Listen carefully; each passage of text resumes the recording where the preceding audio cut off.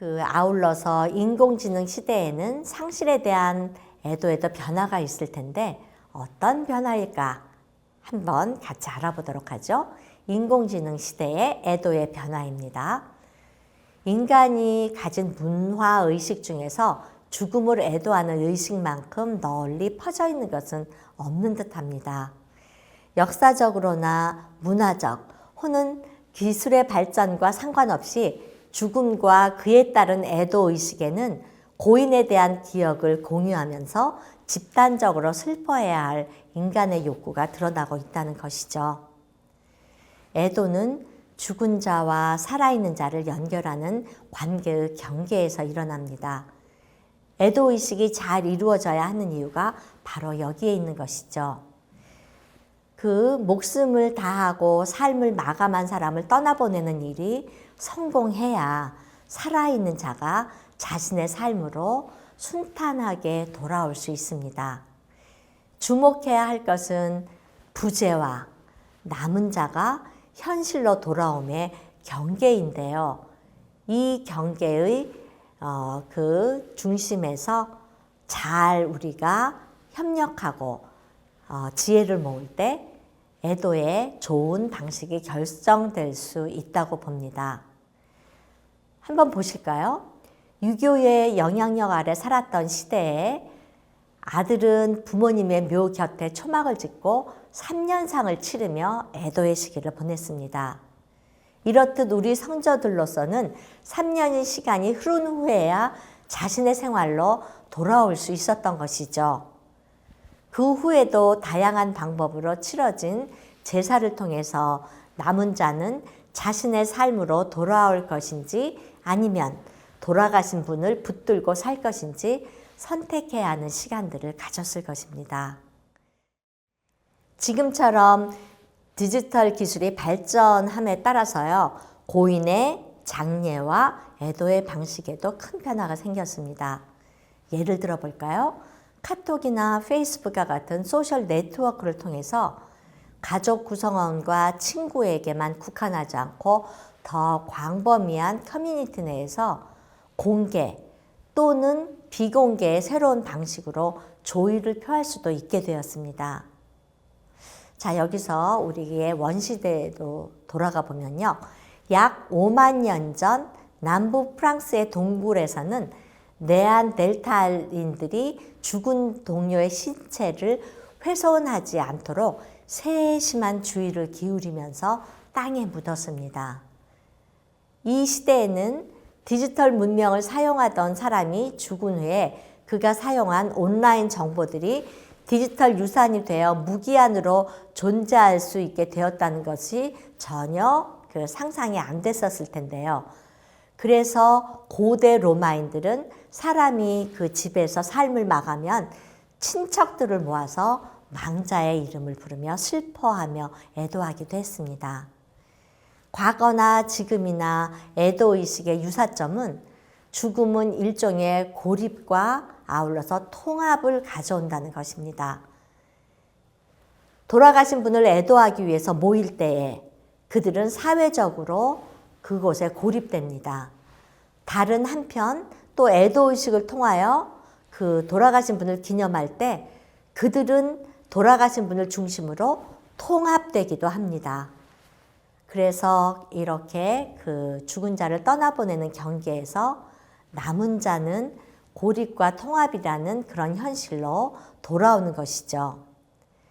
애도는 감정적으로 사람을 마비시킬 수 있을 정도로 가혹한 그런 감정이기도 합니다. 그럼에도 고인의 삶을 기림으로써 친밀하지만 반대로 상처를 받기도 하는 방식으로 다른 사람들과 연결될 수 있는 기회를 갖기도 하는 것이죠. 종종 사회적으로 주목을 끄는 사건이나 인물의 죽음에는 소셜 네트워크 서비스를 통한 애도의 방식이 나타납니다. 온라인에서 자신을 공유하고 표현하는 것에 익숙한 사람들에게는 그 사람의 죽음으로 인해 영향을 받는 사람들 사이에 상호작용이 증가할 것이라고 추론해 볼 수도 있습니다. 또는 사회적 이슈로 인한 희생자들 때문에 사람들은 각성 또는 추모의 형태로 모이기도 하고요. 이는 물리적인 거리와 상관없이 사람들이 소셜 네트워크를 통해 집단적으로 애도할 때 많은 사람들이 참여할 수 있을 것입니다. 2007년 제가 한 사례를 들겠는데요.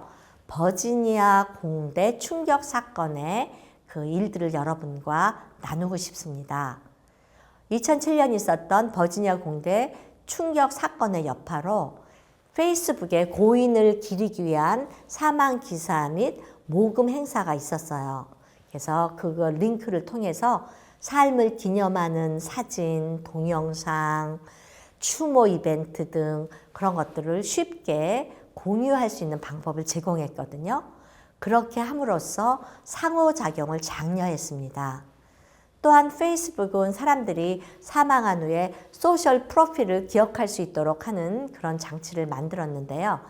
충격적인 사회적 사건으로 인한 집단적 정서적 표현으로서 비탄과 디지털 상호작용은 이렇게 서로 환경으로 서로 연합하면서 비탄을 해소하는 과정의 애도 문화의 한 형태가 되고 있습니다.